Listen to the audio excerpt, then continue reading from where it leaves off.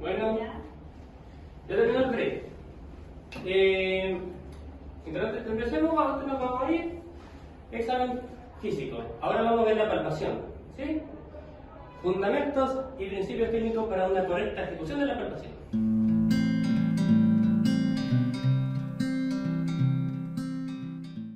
Primero, revisaremos unas frases importantes. La palpación no es solamente un tema anatómico, sino que también ético-moral. La palpación debe tener un sentido lógico-racional, que busca un objetivo para su utilidad en el desarrollo del diagnóstico kinésico. La palpación no se aprende leyendo o escuchando, solo practicando.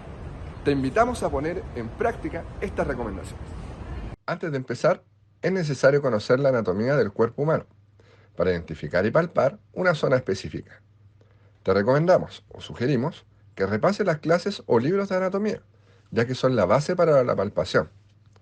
Cabe destacar que no puedes sentir lo que no conoces. Luego de haber repasado anatomía, te invitamos a escanear este QR y que saques todo tu potencial. ¿Qué es la palpación? Es el proceso de examinar el cuerpo utilizando el sentido del tacto, donde la anatomía de superficie es fundamental para brindar el proceso palpatorio, la topografía de las estructuras. ¿Para qué sirve? Sirve para identificar estructuras anatómicas como bordes óseos, vientre muscular, tendones, ligamentos, entre otras estructuras anatómicas, proporcionando información sobre la forma, el tamaño, la temperatura, consistencia, superficie, humedad, sensibilidad o dolor y movilidad. Es importante mantener una mente abierta y estar preparado para ciertas variaciones anatómicas a la palpación. ¿Cuáles son sus tipos? Los tipos de palpación se clasifican según el grado de presión y según cuántos dedos o manos se ocupen para realizarla. Primero, según presión, existe la palpación superficial y profunda. La primera es una presión suave, la cual se utiliza para obtener resultados táctiles finos como la textura de la piel, tamaño de ganglios linfáticos, etc. Mientras que la palpación profunda se realiza una presión interna para producir depresión y así percibir órganos o estructuras profundas. Segundo, según dedos, tenemos la técnica digital, donde se utiliza un dedo, y bidigital, en la que se utilizan dos dedos o más. Esta técnica se utiliza para investigar puntos dolorosos, medir tejido adiposo, estudiar movilidad de la piel, entre otros. Por otro lado, la técnica manual se lleva a cabo con una mano y la bimanual con dos manos. En general, la cantidad de presión aplicada debe ser tanta como sea necesaria y la menor posible. Siempre se realiza con un mínimo de presión y la cantidad de presión aplicada depende de la consistencia, firmeza y grosor del tejido más superficial. Ya sabiendo esto, pasemos a observar dos ejemplos y analicemos qué ocurre en cada uno. Hola, siéntese y diríjase a la primera.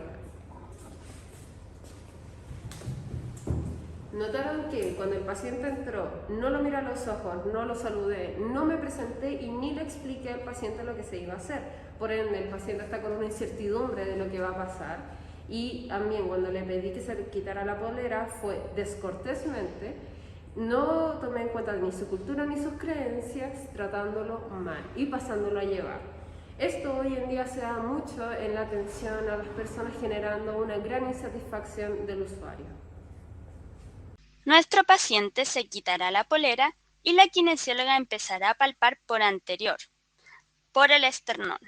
Empezará a palpar el esternón hacia la clavícula de forma superficial y rápida sin seguir la continuidad de la estructura. Cabe destacar que está usando la palpación bidigital con el pulgar y el índice, lo cual no es correcto para este caso. Tampoco sigue los principios de la palpación. Bueno, acabamos de ver cómo se realiza una mala palpación. Ahora veremos cómo se realiza una buena palpación según sus principios y fundamentos técnicos. Muy buen día, ¿cómo está? Paso por aquí con asiento. Me presento, mi nombre es Diana Cortés y la kinesióloga que hoy día lo va a atender. Le explico lo que vamos a hacer. Vamos a revisar, palpar la zona del hombro, ya que es su zona dolorosa, por ende voy a necesitar que lo descubra. Así que por favor, si se puede retirar la polera. Notaron que desde que el paciente entró, lo miré a los ojos, saludé, me presenté y expliqué lo que íbamos a realizar hoy. siempre respetando la cultura del paciente y pidiéndole por favor que se retire la prenda, en este caso la polera.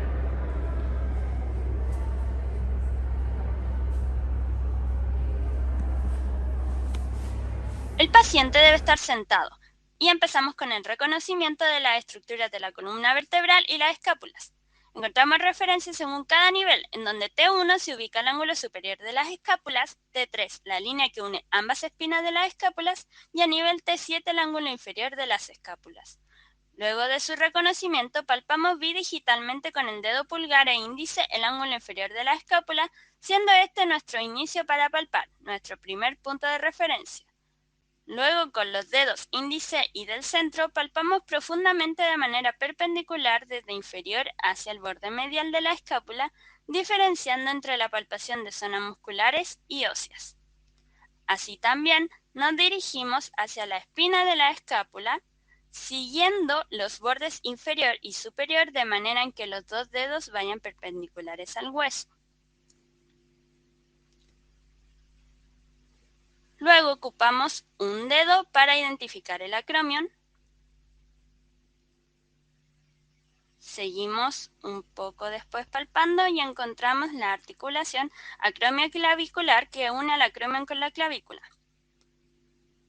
Bidigitalmente con dos dedos continuamos los bordes inferior y superior por la clavícula hasta llegar a la articulación esternoclavicular que se une con el manubrio esternal.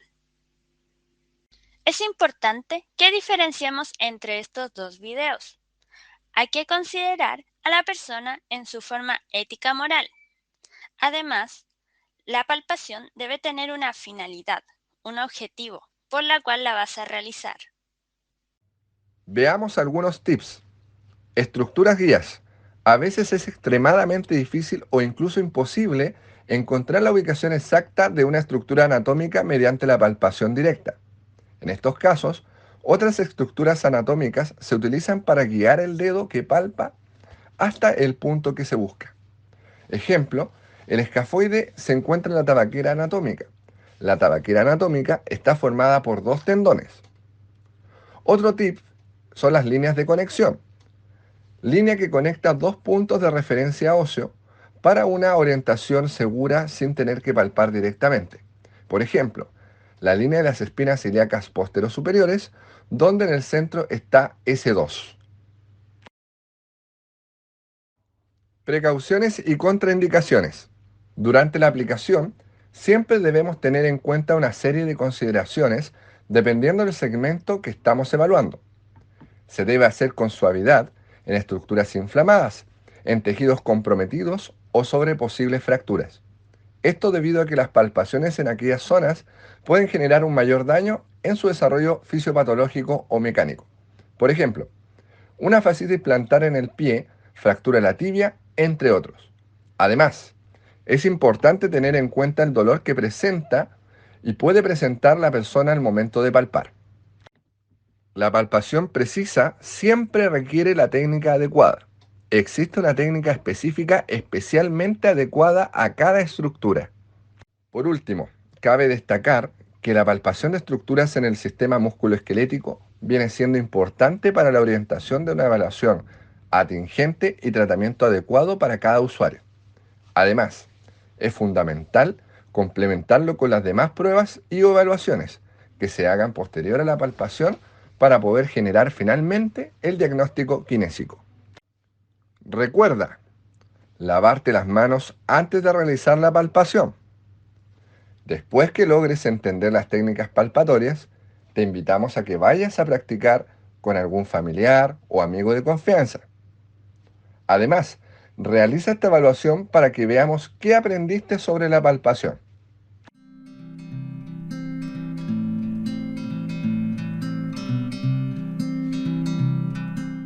Finalizando la cápsula, te mostramos las siguientes referencias de donde sacamos toda la información.